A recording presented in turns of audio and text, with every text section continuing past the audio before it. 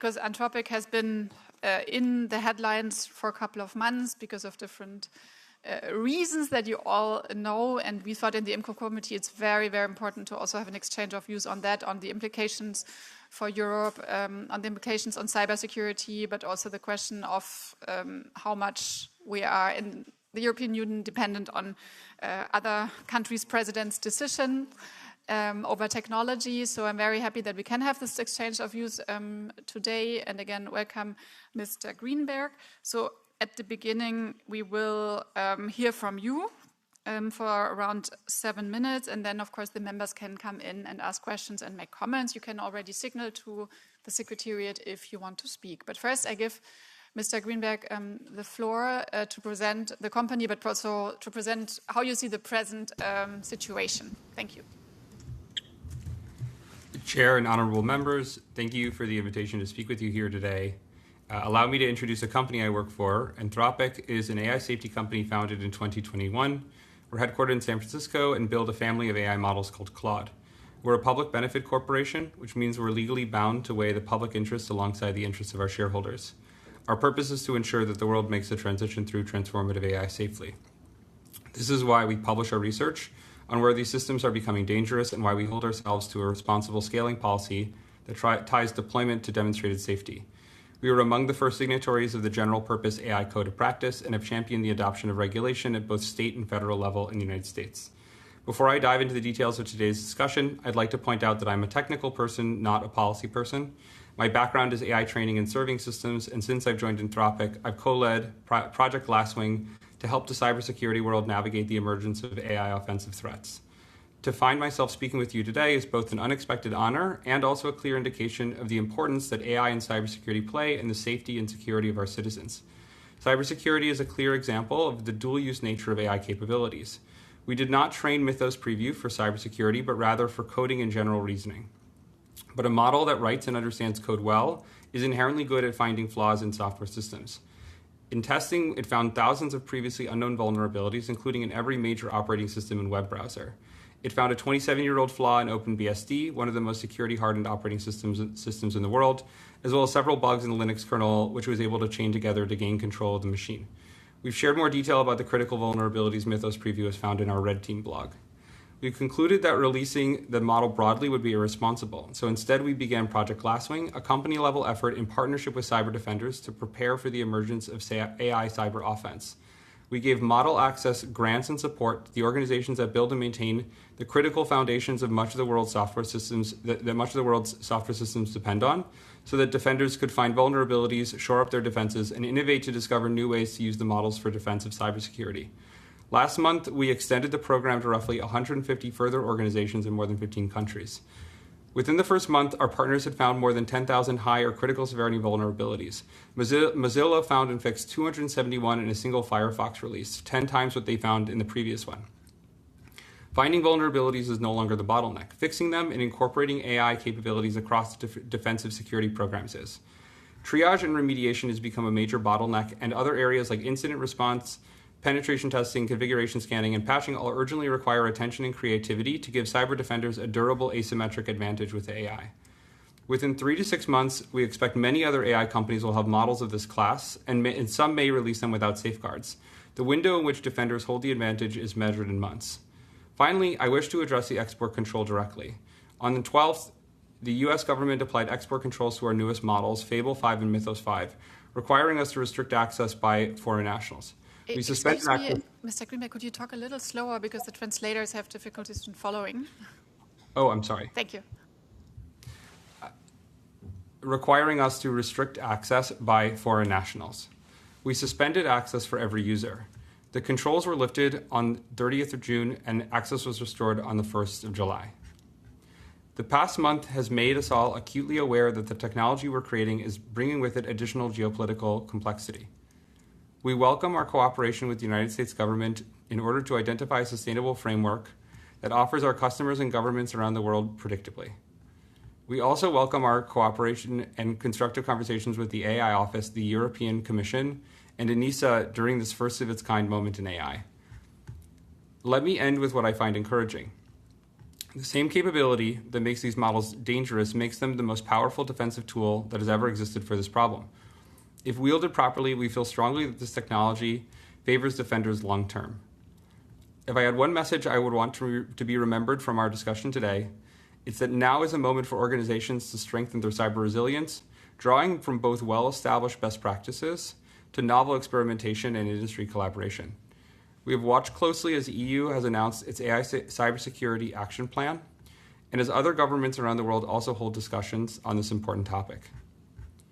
I expect a difficult period ahead, but on the far side of it, we see a world where critical systems are significantly hardened to offensive threats, and cyber defenders maintain a durable advantage over bad actors. No one organization can reach that goal alone. Coordinated, highly collaborative action across many organizations will be necessary. Frontier AI developers, software companies, security researchers, open source maintainers, and governments are all essential to navigating this moment to secure our digital future. We're encouraged to see the spirit of mission-driven collaboration already playing out across the cybersecurity field. Again, I'm grateful for this opportunity to discuss this important topic with you today, and I look forward to your questions. Thank you so much. As I said, we have now the opportunity for the members to come in and ask questions and also give some remarks for roughly 2 minutes each. And we start with EPP with Dirk Rotink. Thank you very much, Chair. Thank you, Mr. Greenberg, and for your very quick introductions. I mean, we've talked a lot here about AI in the EU, and speaking I don't know where you are, maybe in San Francisco, but if you're speaking from there, the world looks a lot brighter from the AI perspective than if you look towards San Francisco from here. Because basically your very noble mission of accompanying Europe or the world in the AI transition has become a geopolitical tool and an economic tool by the intervention of the White House. This has, of course, shocked and actually emphasized once again that maybe that partnership we have from a transatlantic point of view is not as solid as we always expected it. But on a technological front, it is actually quite obviously now one of the US leading AI and the EU trying to catch up. Now, I have first a general question. Would Anthropic be able to be developed in the EU? Some people argue that, in fact, LLMs and all kinds of other AI models are not able to be developed in the EU because of a regulatory environment that does not allow for it, and also some energy-related issues. Would you have a reflection on that? Secondly, did anything change in what was blocked as a product at the first intervention of the White House, and then what was freed again in June? What has changed in the meantime in terms of the actual program itself? Was there something on the inside that was? Did you make changes to it or not? And of course, you can tell us whatever you want. We don't really have the means here to check it, but it would be important for us to understand what has changed in the meantime, apart from that decision. And secondly, how do you foresee in the future to roll out newer models without this kind of circus, where we first need a president stopping it and the rest of the world then being very, very concerned that in fact we're only giving advantages and security advantages to American companies as opposed to trying to protect everyone at the same time? Thank you. Thank you so much. For SND, Christel Schaldemose. Thank you very much. Also, thank you for being here with us online today. Well, maybe along the same lines as Mr. Rotink, I'm wondering if you would sit in our chairs here in the European Parliament, wouldn't you then consider, whether it makes sense for us to use Anthropic's business model? Because at one hand, it creates kind of a dependency on you, and at the same time, we would also generate a lot of growth and a lot of data for Anthropic. So wouldn't you recommend us that it's better for EU to try to develop our own systems rather than using yours in order to have a strategic independence, but also in order to keep the economic value here in EU? If you were here with us, would that be your consideration? Thank you. Then next one on my list is Kim van Sparentag for the Greens. Thank you very much. Interesting to hear your perspective. I guess you can expect a lot of policy-related questions that perhaps you won't be able to answer as the technical guy, but we're nonetheless going to ask them. And I think Anthropic could have known that. So we heard about Mythos that it's basically able to detect all cybersecurity vulnerabilities. And if that's true, then it could pose a major risk, especially if it falls into the wrong hands. But even if half of what is claimed is true, it opens the door to major cyber attacks at scale that can really, harm our banks, our hospitals, and other transport systems. And we know that Mythos is just the first model. And the biggest worry, I guess, we have in Europe is that we have a US government that doesn't believe in regulating AI, and therefore we are in the hands of Anthropic to decide whether they think the EU will be a trustworthy partner or not, and also to decide who they will give access to and who is worthy of protecting against the dangerous model you have built. So, and now we've also seen that the US has, of course, weaponized this model against the rest of the world, or has tried to do so. So what is Anthropic exactly doing to ensure people and businesses are safe, not only in the US, which I know that you do care about, but also in Europe, and that the model doesn't fall into the wrong hands, and that this model won't be weaponized for geopolitical gain? I think it's really important for the European people to know that you are not developing something, which you don't have to. You can also stop developing this model. But that you are when you are developing a model, you're doing that in a way that is actually responsible and safe and won't be weaponized against the European people. Thank you. Thank you. I take one more and then probably do a short answer round, and then we continue with the round of questions or remarks. I had the next one on my list, Laila Shaibi.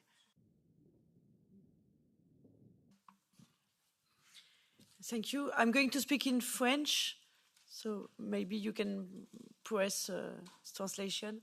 Thank you. Oui, merci beaucoup. Thank you very much for appearing before our committee. It's a shame that you're not here physically, but thank you for at least accepting the exchange online.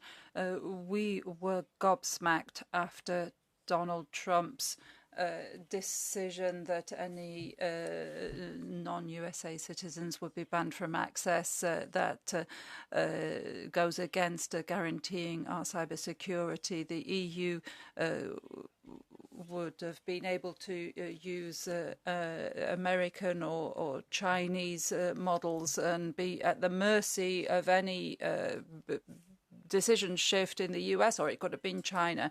I have the same question as others.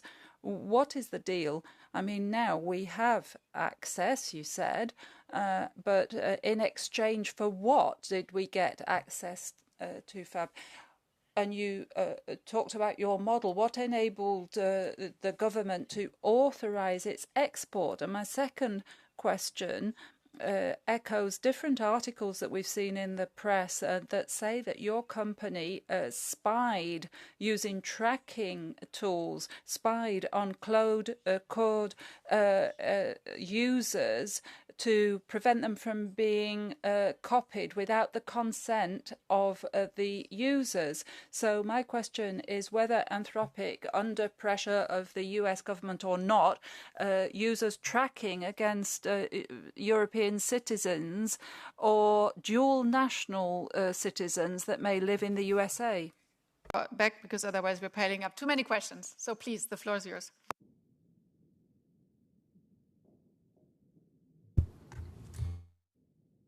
So I'll just run through these questions in order.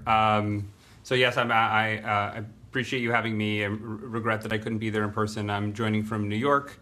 To the first question about could Anthropic be built in Europe, to be honest, I don't really have a strong answer to this question. Anthropic is a very particular company and culture, and I don't think that the topic that we're talking about today is really specific to Anthropic or me in particular. The moment of preparing for cyber offense, I think, is independent of individual companies or people. I think that it is the message that we were trying to send with Project Glasswing is that AI capabilities are coming to cyber defense and cyber offense imminently across the globe, and we expect our competitors to have models of similar capabilities quite soon. And so I don't think that the question should be about whether building Anthropic in Europe, whether Anthropic could, this specific company could be built in Europe. It's really about what we can do globally, especially as a cybersecurity field, to collectively prepare and collaborate for these capabilities to arrive across a number of providers, and some of whom will be providing open weights or won't be providing them with adequate safeguards. To the second question about what has changed following the export controls, over the course of the period, the export control period, we collaborated closely with partners inside the United States government to review and test our safeguards on the model, and to assure many stakeholders, public and private, of the robustness of our safeguards, and then even increased the recall, as we say, the robustness of the safeguards as an added precaution. But to be clear, that was only on our Fable class of models. The Mythos class of models, which are the ones of note for dual-use cyber capabilities, were not the subject of that work, as they have limited safeguards. There wasn't a specific change before and after to the Mythos class models.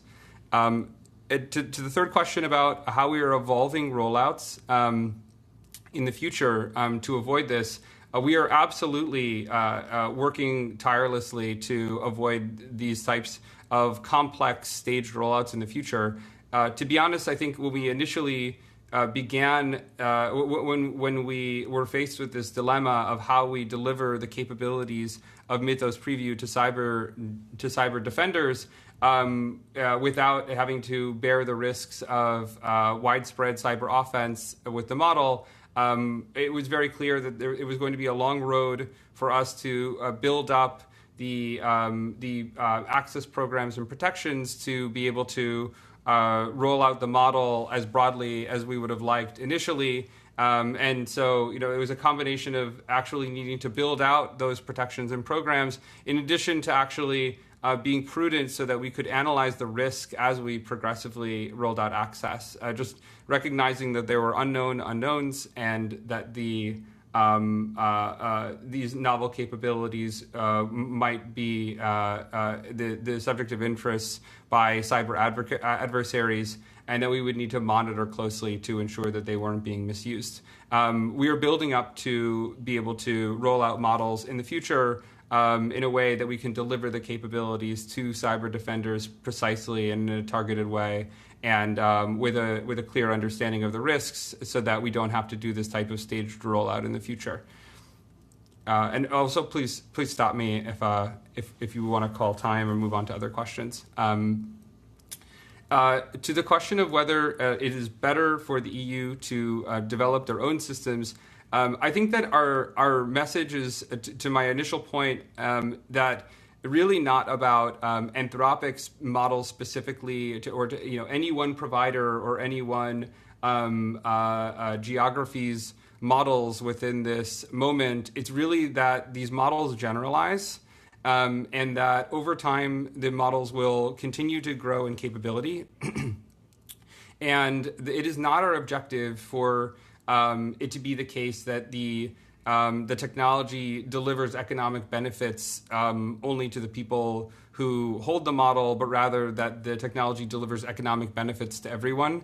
And so from a cybersecurity standpoint, we think it's critical for cyber defenders to be evaluating their security programs from the lens of a diverse set of models and their possibilities of cyber offense in light of that, especially ones that might be open weights or don't have adequate safeguards. And I don't think that the moment is one of specifically trying to build one special or magic model that is going to provide a special distinct type of cyber offense. It's really about up-leveling cyber defense globally in a collaborative and creative way to give asymmetric advantage to cyber defenders.